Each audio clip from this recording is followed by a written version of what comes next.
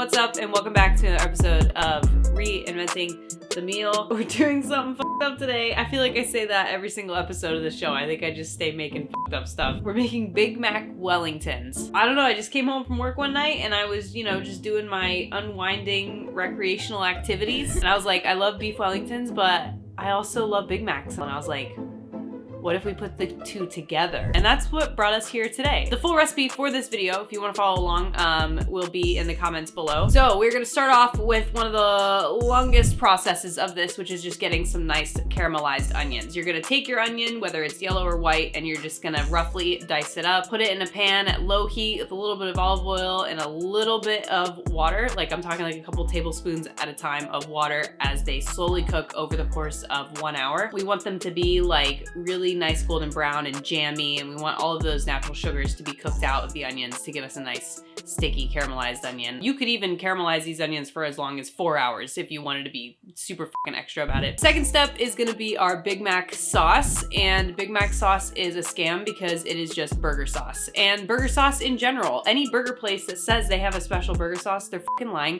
It's always the same things. It is literally equal parts mayo, equal parts ketchup, a couple tablespoons of relish, and then a good solid tablespoon of our caramelized onions, and you're gonna mix that all together, and that is your Big Mac slash burger slash special sauce. So let's mix together some mayo, yellow looks mustard, about right. vinegar, diced pickles, paprika, garlic, Perfect. and onion powder. No ketchup.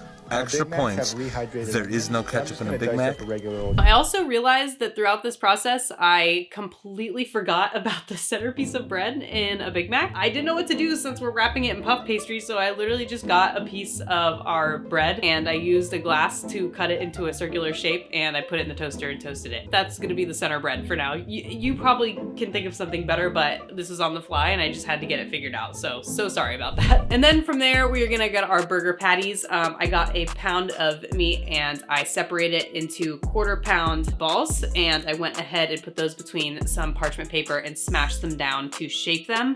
So you should have 4 1/4 pound patties. And then you're gonna put those on a pan that are set up to medium-high heat, and you're just gonna get a really nice caramelization on each side of your patties. Once your patties are cooked all the way through, you're gonna set those aside. And then because this is a Wellington, I wanted to do an ode to Gordon Ramsay's recipe where it's wrapped in prosciutto. So you're gonna get some cling wrap, you're gonna put that down, and you are gonna lay down your sheets of prosciutto, your pieces of prosciutto. They're cut so thin, they're like sheets, whatever. And then you are going to build your Big Mac insides on top of this prosciutto. It's gonna be a little bit of our caramelized onions, a little bit of sauce, go ahead and put the patty on there, your first slice of American cheese on there, your little fake middle toast part, another patty with another slice of cheese with some more sauce for sure. And then you're just going to wrap that to the best of your ability and try to wrap it nice and tight. Make sure the prosciutto is nice and tightly wrapped around the burger. Once you have that in a nice tight wrap with your plastic wrap, you're going to set that in your fridge to chill for 30 minutes. Once that has chilled, you are going to put it on your blanket of puff pastry, and then you are just going to carefully wrap and tuck it all together. You're gonna put that onto a tinfoil lined baking sheet, and we're gonna get some egg wash because of course you need some egg wash on some puff pastry. You're gonna brush that on. You're gonna add your fancy little Wellington knife patterns on the top. And something I completely forgot to do on camera, I did it off camera, was you also wanna sprinkle on some sesame seeds on top just for the,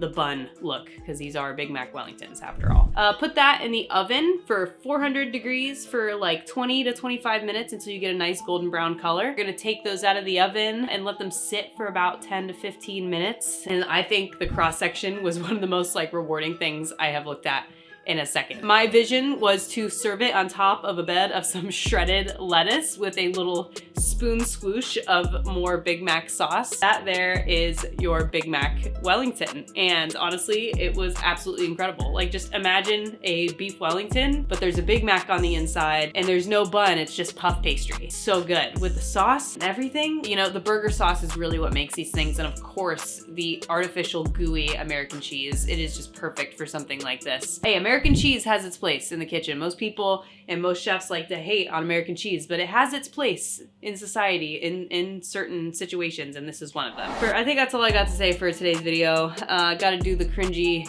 like, comment, subscribe. It really helps us out. It helps keep this train moving. If there's anything you want to see me bastardize in the future, comment it below. Yeah, and I will see you in the next video.